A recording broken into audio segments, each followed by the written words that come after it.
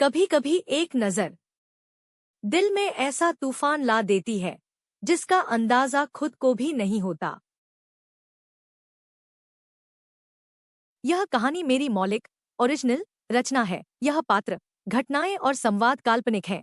किसी भी जीवित या मृत व्यक्ति से कोई समानता संयोग मात्र है। कृपया इस रचना की नकल, पुनः प्रकाशन या किसी भी रूप में कॉपी करने से बचें। यह कॉपीराइट अधिनियम के अंतर्गत संरक्षित है। यदि आप इसे कहीं साझा करना चाहते हैं तो मेरी अनुमति लेना अनिवार्य है। इस चैनल पर प्रस्तुत सभी कहानियां मेरे लेखन शिवांगी की कलम से हैं। धन्यवाद।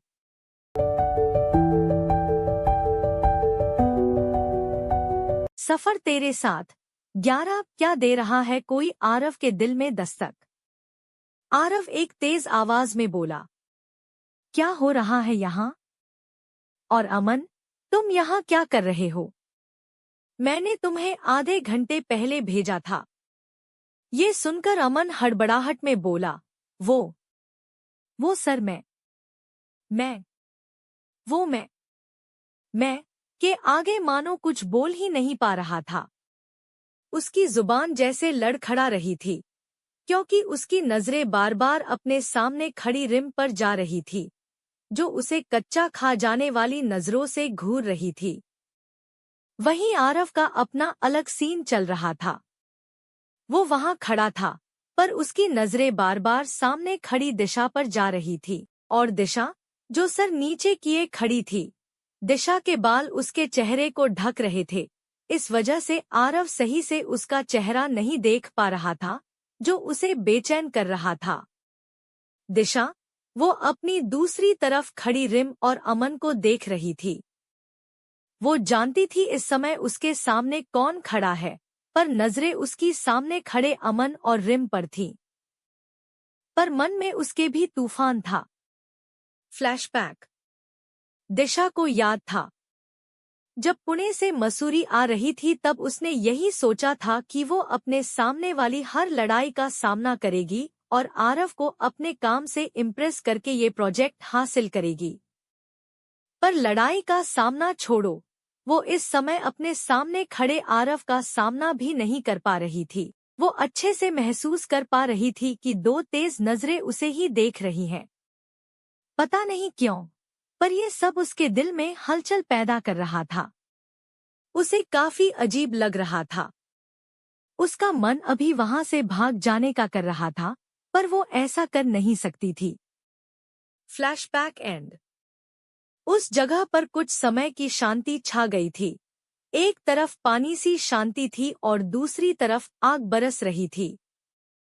मेरा मतलब, एक तरफ दिशा और आरव आंखों में चोरी चोरी खेल रहे थे तो दूसरी तरफ रिम गुस्से में अमन को खा जाने वाली नजरों से घूर रही थी।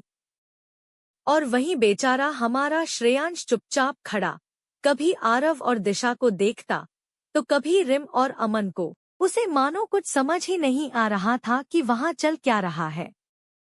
तभी अमन अचानक होश में आया। शायद उसे याद आ गया कि उसका गुस्सैल बॉस यहीं खड़ा है। उसने अचानक नजरें घुमाईं और आरव को देखा जो नजरें चुराकर दिशा को देख रहा था। आरव की ऐसी हरकतें देखकर अमन को लगा, आज चाहे रिम के गुस्से से मरे या न मरे, पर आरव की हरकतों से हार्ट अटैक से जरूर मर जाएगा। वो मुंह खुले आरव को देख रहा था। वहीं अचानक आरव की नजरें अमन पर गईं, जो उसे मुंह फाड़े देख रहा था। उसको ऐसे देखकर आरव ने नजरें घुमा ली, पर अमन को आरव का नजरें चुराना हजम नहीं हुआ क्योंकि आरव ने पहले कभी ऐसी हरकतें की ही नहीं थी। वो ज्यादातर अपनी नाक पर गुस्सा लिए घूमता था। अमन ने तो ये भी देखा था कि कभी कभी छोटी छोटी बातों पर आरव ने कितने लोगों को नौकरियों से निकाला था। उसे टाइम वेस्ट करने वाले लोगों से सख्त नफरत थी। पर आज जो रूप उसने आरव का देखा था वो काफी अजीब लग रहा था। वहीं आरव खुद से बोला, ये सब मैं क्या कर रहा हूँ? कहीं मैं पागल तो नहीं हो गया? ये सब नहीं, नहीं, मैं ऐसे कैसे इस लड़की को देख सकता हूँ? वो मन में खुद से ही सवाल कर रहा था। वहां इस समय एक अकवर्ड सिचुएशन थी आरव और अमन के बीच। तभी अचानक से रिम का फोन बजा। उसके फोन की आवाज से अब जाकर सबका ध्यान बंटा। उसने फोन देखा जिस पर शौर्य नाम शो हो रहा था। कैसा लगा आपको आज का भाग? आरव के दिल में जो हलचल है, क्या वो प्यार की शुरुआत है या कुछ और?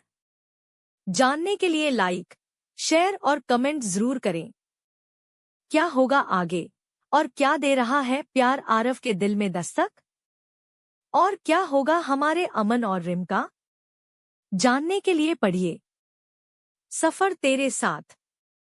आगे का भाग पढ़ने के लिए फॉलो करें और शेयर करें। और हाँ, मेरी कहानी को अपना फीडबैक देना मत भूलिएगा, कमेंट करें।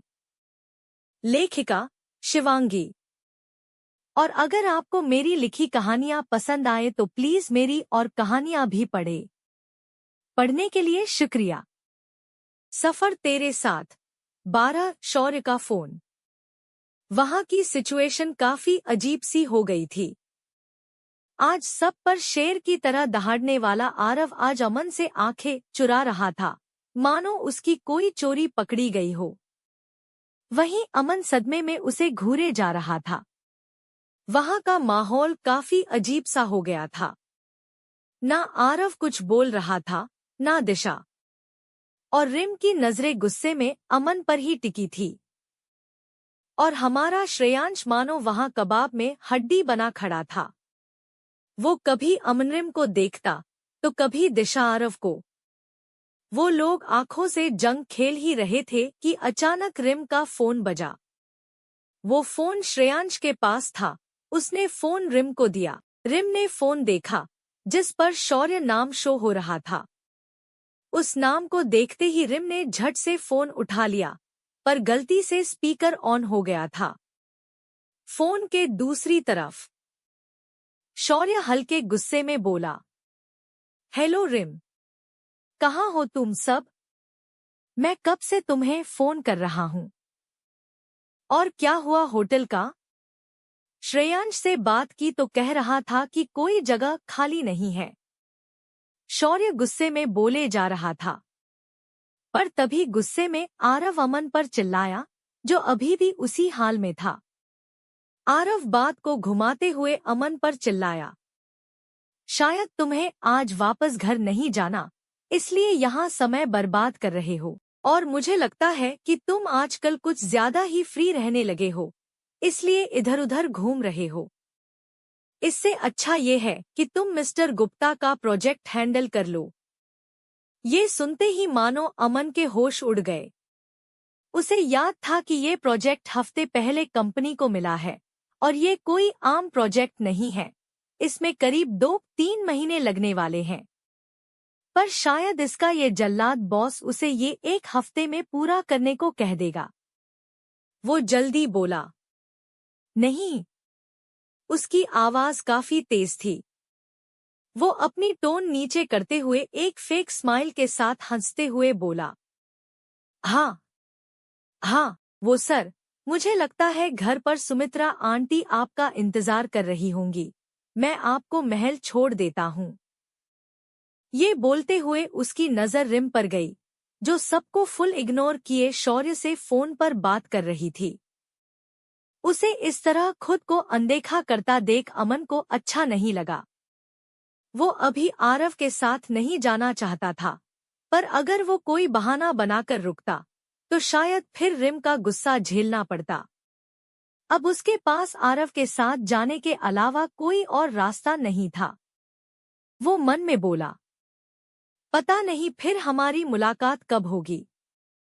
वो मन में भगवान से प्रार्थना करते हुए बोला, हे भगवान, पहली बार किसी लड़की को मेरी सुनसान सी जिंदगी में भेजा है, अब इस तरह उसे जाने तो ना दो। क्या मांगा था मैंने आपसे? बस एक प्यार करने वाला जीवन साथी। पर पता नहीं आप किस जन्म का बदला ले रहे हो। ऐसा जल्लाद बॉस दे दिया, ना खुद खुश रहता है, ना दूसरों को रहने देता है। वो मन में बड़बड़ा ही रहा था कि तभी आरव दांत पीसते हुए बोला, मुझे लगता है मिस्टर गुप्ता के प्रोजेक्ट के साथ साथ मुझे तुम्हारी सैलरी भी काट देनी चाहिए। ये सुनते ही अमन मानो दोबारा होश में आया। वो जल्दी जल्दी बोला, नहीं नहीं सर, मैं जाकर गाड़ी निकालता हूँ। ये बोलकर वो वहां से ऐसे गया मानो अभी उसके पीछे खड़ा आरव उसे खा जाएगा। उसके जाते ही आरव ने एक नजर फिर दिशा और सब पर डाली। दिशा का सर दूसरी तरफ था। उसकी नजरें कभी रिम पर जा रही थी तो कभी रिम के हाथ में पकड़े फोन पर। उसे पता नहीं क्यों आज काफी चिढ़ महसूस हो रही थी। उसने एक बार फिर उसे देखने के लिए नजरें घुमाईं, पर फिर उसका चेहरा सही से देख नहीं पाया। अब आरव गुस्से में उन सबको इग्नोर करके वहां से जाने लगा। अब जाकर कहीं दिशा ने सर उठाकर जाते हुए आरव को देखा, जो तेजी से आगे बढ़े जा रहा था। दिशा कुछ देर तक उसी तरफ देखती रही, पर तभी श्रेयांश उसके पास आया और उसे कुछ कहने लगा। दिशा उसकी तरफ दोबारा मुड़ गई। आरव कुछ दूर पहुंचा और अचानक रुका। वो पीछे नहीं मुड़ा, पर उसके चेहरे पर अचानक एक टेढ़ी मुस्कान आ गई। ये एक अलग मुस्कान थी, मानो उस मुस्कान के पीछे कोई गहरा राज छिपा हो। वो कुछ देर खड़ा रहा, फिर तेजी से वहां से निकल गया।